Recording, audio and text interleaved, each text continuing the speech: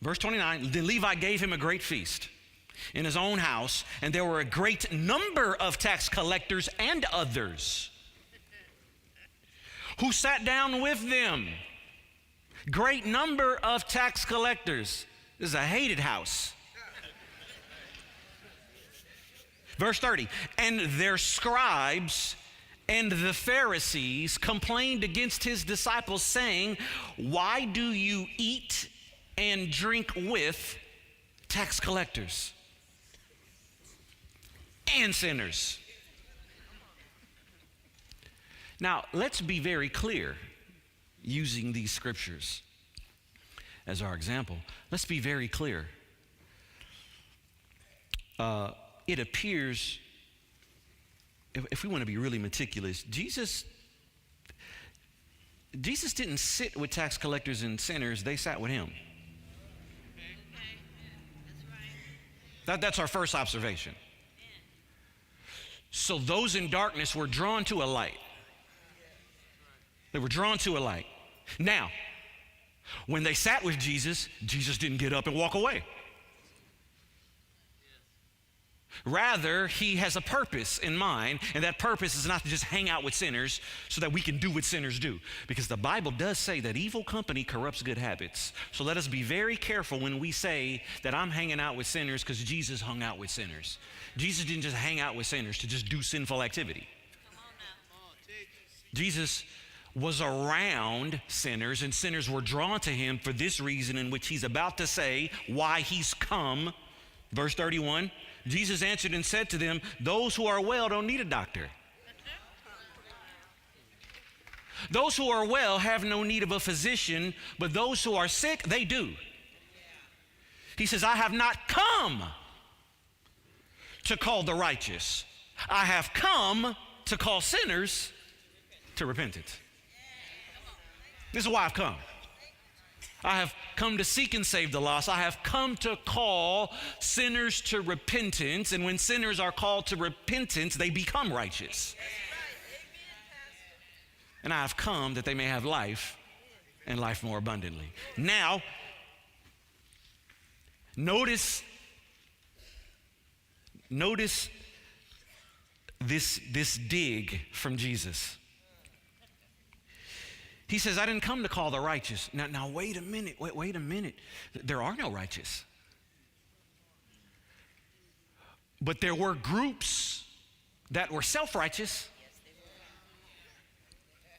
such as the Sadducees and the Pharisees and the scribes, and there were other groups also. He says, you think you've already arrived. I didn't come for you. I came to call sinners to repentance. This is why he's come. I've come to seek and save the lost. I've come to call sinners to repentance. I have come that they may have what? Life, and life more abundantly. Now, quickly, let's address what it means to be a believer and be in the presence of sinners. Because when you get born again, you're no longer a sinner. Can you sin? Yes, but are you a sinner? No, you have a new identity, right? You're identified with Christ. Is Christ a sinner? So then you're not a sinner. If you belong to Christ, you've been identified with him, you're whatever he is. Is he righteous? Then you're righteous. Okay, so look at 2 Corinthians 6. 2 Corinthians 6. And find verse 11. There is a manner in which we as the righteousness of God are to conduct ourselves in the presence of those who are not righteous, those who we know are not righteous. Unfortunately, we can't just hang out. We can't just hang out. I'm not going to be rude. I'll say hi. We could even have a conversation, but I don't just hang out with sinners. 2 Corinthians 6:11. All right. O Corinthians, we have spoken openly to you. Our heart is wide open. Paul speaking. You are not restricted by us. Look at what Paul is saying. He's saying, I'm coming to you to tell you the truth. Unfortunately, you think the truth is restricting you. I'm here to tell you that the truth I speak gives you liberty. He says, you are not restricted by us, you're restricted by your own affections. That freedom that you think you have in sin actually has you in bondage. Verse 13, now in return for the same, I speak as if I'm talking to children, you also be open. Verse 14, do not be unequally yoked together with unbelievers. Yoked. What does that mean? First off, what does it mean? What does it mean?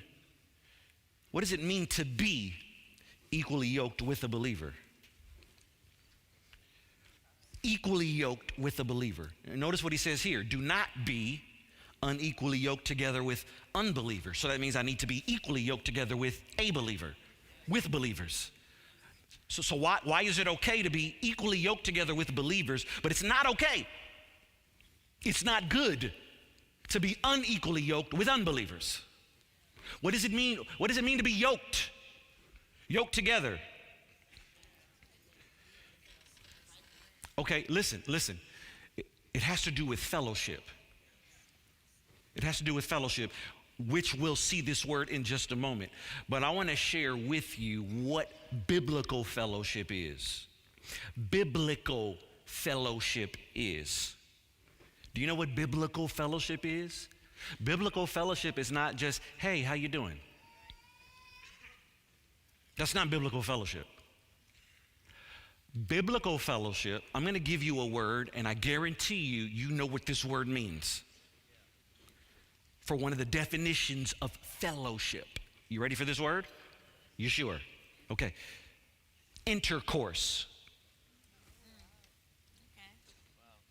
Do you know what intercourse is? Yeah. Okay.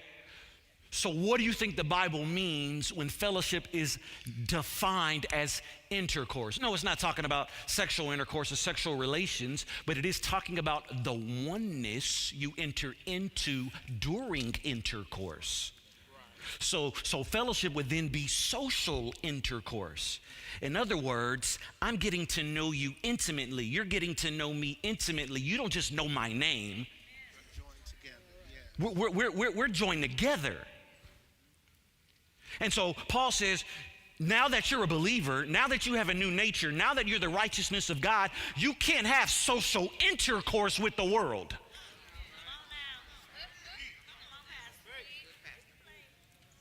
You can't have that exchange anymore.